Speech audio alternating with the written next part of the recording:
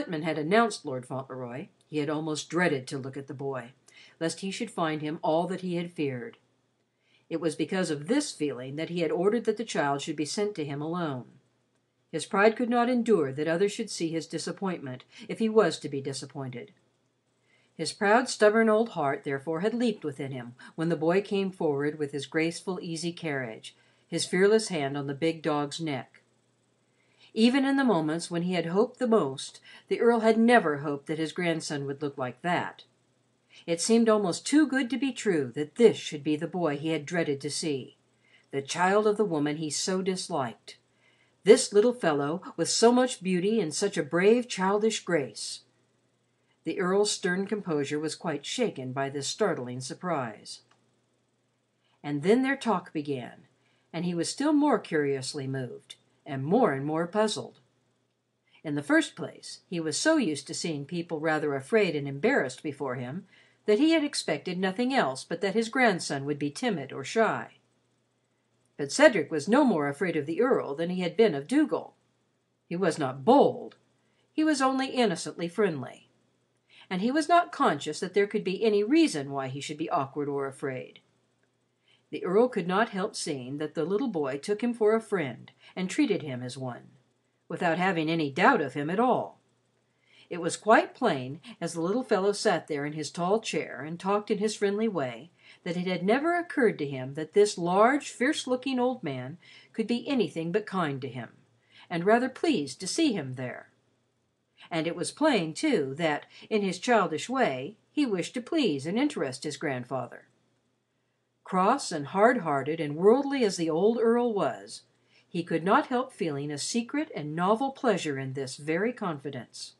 After all, it was not disagreeable to meet some one who did not distrust him or shrink from him, or seem to detect the ugly part of his nature, some one who looked at him with clear, unsuspecting eyes, if it was only a little boy in a black velvet suit.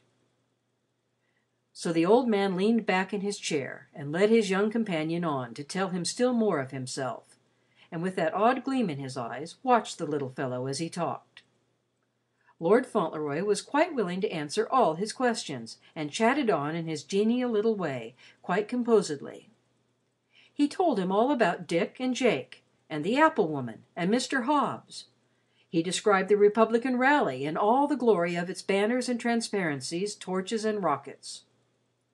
In the course of the conversation, he reached the 4th of July and the Revolution, and was just becoming enthusiastic when he suddenly recollected something and stopped very abruptly. "What is the matter?" demanded his grandfather. "Why don't you go on?" Lord Fauntleroy moved rather uneasily in his chair. It was evident to the Earl that he was embarrassed by the thought which had just occurred to him. "I was just thinking that perhaps you mightn't like it," he replied. "Perhaps some one belonging to you might have been there. I forgot you were an Englishman." "You can go on," said my lord. "No one belonging to me was there." "You forgot you were an Englishman, too." "Oh, no," said Cedric quickly. "I'm an American." "You are an Englishman," said the Earl grimly. "Your father was an Englishman." It amused him a little to say this, but it did not amuse Cedric. The lad had never thought of such a development as this. He felt himself grow quite hot up to the roots of his hair. "I was born in America," he protested. "You have to be an American if you are born in America. I beg your pardon," with serious politeness and delicacy, "for contradicting you. Mr. Hobbs told me if there were another war, you know, I should have to be an American." The Earl gave a grim half laugh. It was short and grim, but it was a laugh. "You would you?"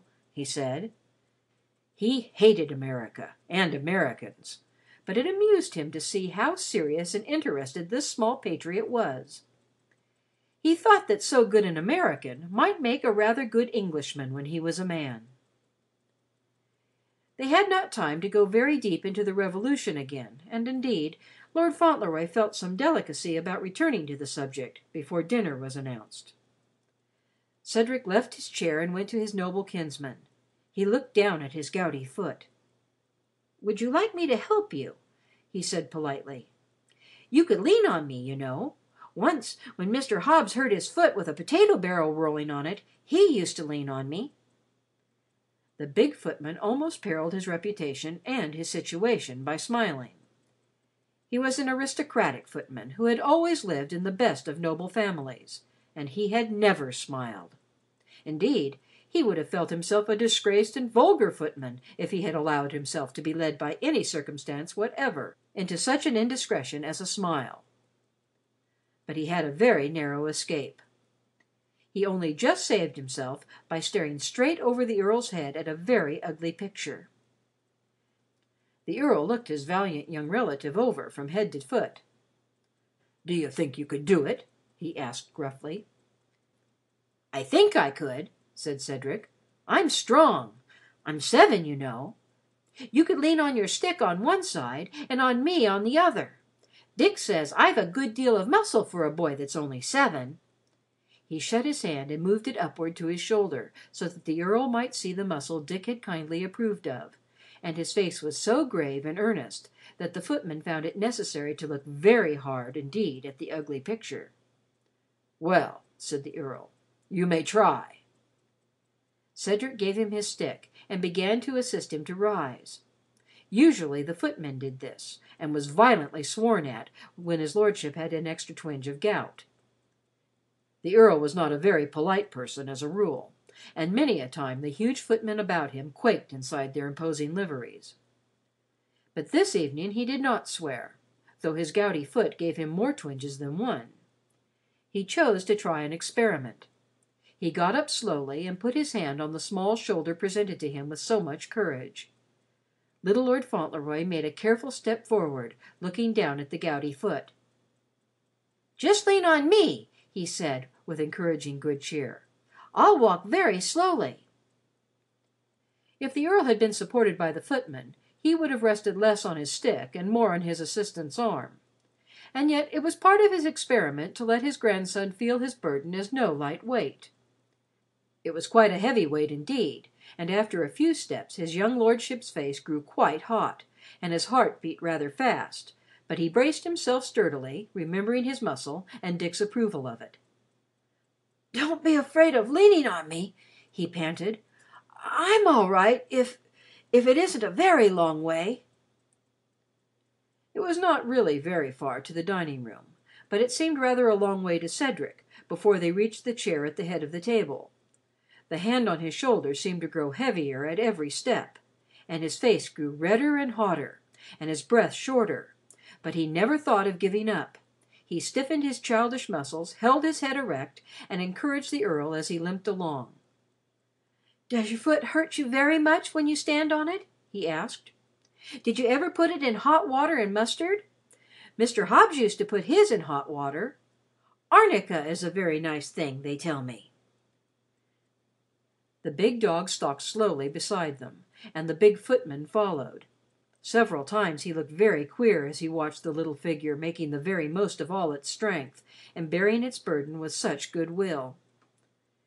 The Earl, too, looked rather queer once as he glanced sideways down at the flushed little face. When they entered the room where they were to dine, Cedric saw that it was a very large and imposing one, and that the footman who stood beside the chair at the head of the table stared very hard as they came in. But they reached the chair at last. The hand was removed from his shoulder, and the Earl was fairly seated. Cedric took out Dick's handkerchief and wiped his forehead. "It's a warm night, isn't it?" he said. "Perhaps you need a fire because of your foot, but it seems just a little warm to me." His delicate consideration for his noble relative's feelings was such that he did not wish to seem to intimate that any of his surroundings were unnecessary. "You have been doing some rather hard work," said the Earl. "Oh, no," said Lord Fauntleroy. "It wasn't exactly hard, but I got a little warm. A person will get warm in summer time." And he rubbed his damp curls rather vigorously with the gorgeous handkerchief. His own chair was placed at the other end of the table, opposite his grandfather's. It was a chair with arms, and intended for a much larger individual than himself. Indeed, everything he had seen so far, the great rooms with their high ceilings, the massive furniture, the